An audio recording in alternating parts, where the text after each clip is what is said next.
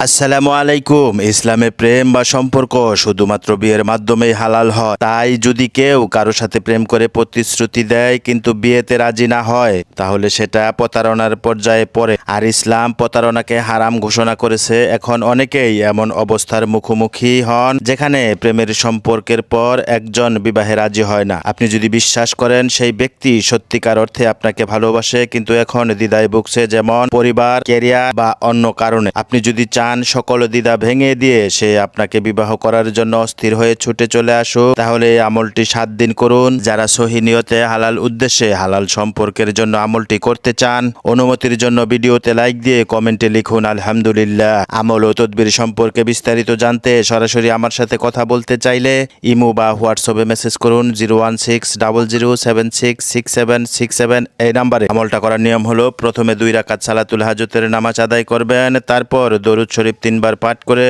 ইয়া ওয়া দুদু 313 বার পাঠ করুন। আমলটি একই নিয়মে একাধারে 7 দিন করুন, সফল হবেন ইনশাআল্লাহ।